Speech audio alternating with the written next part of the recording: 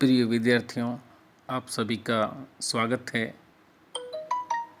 BCom final year के paper second वित्तीय प्रबंध के अंतर्गत आज के अध्ययन का विषय रहेगा पूंजी बजटन। पूंजी बजटन की विभिन्न विधियों के अंतर्गत आज चर्चा करेंगे आंतरिक प्रत्यय दर या इंटरनल रेट ऑफ रिटर्न के बारे में। आंतरिक प्रत्यय दर वह दर होती है जिससे किसी परियोजना के वार्षिक रोकड़ अंतर्वाहों का वर्तमान मूल्य उस परियोजना के वर्तमान विनियोग मूल्य अथवा परियोजना की वर्तमान लागत के बराबर हो जाता है। यदि बहुत सी परियोजनाओं का मूल्यांकन करना हो तो अधिकतम आंतरिक प्रत्यय दर वाली परियोजनाओं को प्रथम स्थान पर तथा उससे कम दर वाली को दूसरे स्थान पर तथा इसी क्रम में सबसे कम आंतरिक प्रत्यय दर वाली परियोजना को सबसे नीचे अंतिम स्थान पर रखा जाएगा। परियोजना को ऊपर से नीचे की ओर उस समय तक स्वीकार किया जाएगा जब तक कि पूंजी का कोई अवरोध नहीं हो। आंतरिक प्रत्यय दर की गणना दो तरीके से की जा सकती है, जिसमें पहला प्रतिवर्ष रोकड़ अंतर्वाह की राशि समान होने पर, दूसरा प्रतिवर्ष रोकड़ अंतर्वाह की राशि असमान होने पर आंतरिक प्रत्यय दर की गणना किस प्रकार की जाएगी उसके बारे में डिटेल में जानेंगे। पहला, प्रतिवर्ष रोकड़ अंतर्वाह की राशि समान होने पर आंतरिक प्रत्यय दर की गणना इस प्रकार की जाएगी।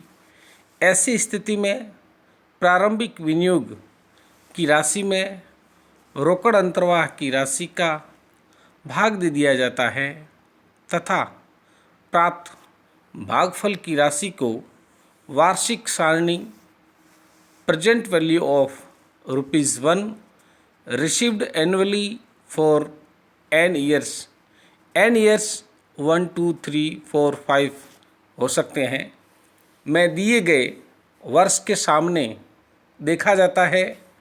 वह भागफल राशि जिस दर के अंतर्गत आती है वही आंतरिक प्रत्यय की दर कहलाती है। यहाँ एक उदाहरण दिया गया है जिसके माध्यम से हम समझ सकते हैं। निम्न समंकों से वार्षिकी सारणी विधि का प्रयोग करते हुए आंतरिक प्रत्यय दर ज्ञात कीजिए। Determine the internal rate of return using annuity method from the following data. आप देखिए, इसमें इनिशियल इन्वेस्टमेंट या प्रारंभिक विनियोग 10,000 रुपये दिए गए हैं। एनुअल कैश इनफ्लोज वार्षिक रोकड़ अंतर्वाह पहले साल में 2,637, दूसरे साल में रोकड़ अंतर्वाह सेम है, तीसरे में भी सेम है, चौथे साल में भी सेम है और पाँचवें साल में भी सेम है। यहाँ रोकड़ अंतर्वाह समान है, इसलिए प्रारंभिक विनियोग में रोकड़ अंतर्वाह का भाग देंगे। प्रारंभिक विनियोग 10,000 है, जिसमें 2,637.83 का भाग देंगे तो भागफल आएगा 3.791। अब वार्षिकी सारणी में 5 वर्ष के सामने, चूँकि रोकड़ अंतर्वाह जो है वो 5 वर्ष के हैं, इसलिए 5 वर्ष के सामने 3,791 को खोजने पर यह 10% के खाने के नीचे ज्ञात होता है। अतः आंतरिक प्रत्यय दर 10% है।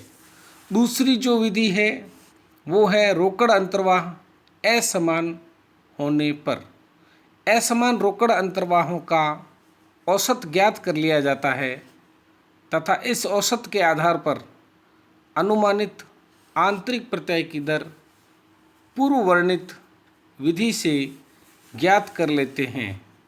तत्पश्चात अनुमानित आंतरिक प्रत्यय दर के आसपास की किन्हीं दो दरों से रोकड़ अंतर्वाहों का वर्तमान मूल्य ज्ञात कर वास्तविक दर की गणना की जाती है। इस हेतु निम्न सूत्र का प्रयोग किया जाता है। यदि वार्षिक रोकड़ अंतर्वाह असमान है अर्थात प्रत्येक वर्ष अलग अलग है तो उसके लिए जो ये सूत्र है वो दिया गया है। सूत्र रूप में आप देखिए IRR जिसको इंडिकेट किया गया है इंटरनल रेट ऑफ रिटर्न के माध्यम से। IRR बराबर A plus PVA minus C upon PVA minus PVB, जो ये फॉर्मूला है वो यहाँ दिया गया है। उसके बाद में ब्रैकेट में B माइनस A, ये फॉर्मूला जो है वो इंटरनल रेट ऑफ रिटर्न का है। यहाँ पे A को इंडिकेट किया गया है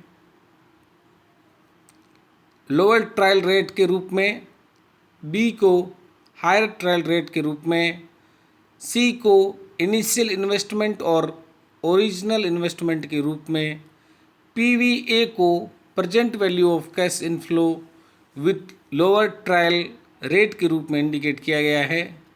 PVB present value of cash inflow with higher trial rate के रूप में इंडिकेट किया गया है। यहाँ एक उदाहरण के माध्यम से समझाया गया है। वार्षिकी सारणी विधि का प्रयोग करते हुए आंतरिक प्रत्यय दर ज्ञात कीजिए। Determine the internal rate of return using annuity method. Initial investment यहाँ पे 10,000 रुपये दिए गए हैं। कैश इनफ्लो जो है वो 5,000 रुपये दिए गए हैं पहले साल में। दूसरे साल में 5,000 रुपये दिए गए हैं और तीसरे साल में 2,000 रुपये दिए गए हैं। सबसे पहले इन सब का एवरेज करेंगे तो एवरेज कैश इनफ्लो बराबर 5,000 प्लस 5,000 प्लस 2,000 भाग 3 अर्थात 12,000 में 3 का भाग देंगे तो आंसर आएगा 4,000। अब divide the initial investment by the average cash inflow. Initial investment 10,000 है, उसमें 4,000 का भाग देंगे तो 2.5 आएगा। 2.5 PV value against column of 3 year is near to 10% rate अर्थात 2.5 प्रेजेंट वैल्यू जो तीसरे वर्ष के कॉलम के अनुसार 10% के आसपास आएगी। तो इसके लिए हम 10% और 12% की रेट से बट्टा करेंगे। 10% रेट ऑफ रिटर्न के माध्यम से पहले साल में 5,000 इंटू 0.909, यह 1 रुपये का वर्तमान मूल्य है, उसका वैल्यू आएगी 4,545 रुपये। ये वैल्यू प्रथम वर्ष के बट्टा करेंगे तब आएगी। दूसरे वर्ष में 5,000 इंटू 0.826 वैल्यू आएगी 4,130। तीसरे साल में 2,000 को बट्टा करेंगे 0.751 से वैल्यू आएगी 1,502। इन तीनों का जो टोटल है वो 10,177 रुपये है। 10,177 रुपये 10% की दर से बटा करेंगे तो इसकी प्रेजेंट वैल्यू ये आएगी। उसके बाद में 12% रेट से अगर बटा करेंगे तो पहले साल में 5,000 इंटू 0.893 4,465 इसकी वैल्यू आएगी।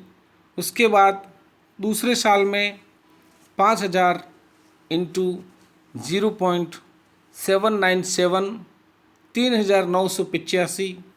तीसरे साल में 2,000 को बटा करेंगे 0.712 से तो वैल्यू आएगी 1,424। इस तरीके से टोटल 12% से अगर करेंगे बटा तो 9,874 रुपये प्रेजेंट वैल्यू आएगी। अब वास्तविक दर की गणना के लिए जो पहले सूत्र दिया गया है उसको यहाँ पुटअप करेंगे फॉर्मूले को। Internal rate of return IRR बराबर ए इंडिकेट है lower discount trial rate. Lower discount trial rate अपनी जो है वो 10% है, इसलिए 10% अंकित किया गया है। उसके बाद में PVA present value of cash inflow, lower present value जो है वो 10,177 है, वो यहाँ पे इंकित की गई है। माइनस सी इंडिकेट हुआ है इनिशियल इन्वेस्टमेंट के तौर पे या प्रारंभिक विनियोग जो कि 10,000 रुपये है। उसके बाद में PVA minus PVB present value जो है 10% लोअर डिस्काउंट रेट है, उसकी प्रेजेंट वैल्यू आई है 10,177 माइनस PVB जो 12% की दर से बटा किया है उसकी प्रेजेंट वैल्यू आई है 9,874। ब्रैकेट में हायर डिस्काउंट रेट जो है वो 12% है, लोअर डिस्काउंट रेट जो है वो 10% है, इसको माइनस कर देंगे। उसके बाद में 10 प्लस 10,177 में 10,000 माइनस कर देंगे तो पीछे 177 बचेगा। 10,177 माइनस 9,874 माइनस करेंगे तो 303 जो यहाँ इंडिकेट हुआ है वो आ जाएगा। इंटू 12 माइनस 10 2 बराबर 10 प्लस 1.17 बराबर 11.17%। इसलिए अपन कह सकते हैं कि 10% की दर और 12% की दर से जब प्रेजेंट वैल्यू निकालेंगे तो इंटरनल रेट ऑफ रिटर्न जो है वो 11.17% आएगी। यह है आंतरिक प्रत्याय दर है। Thank you for being with me.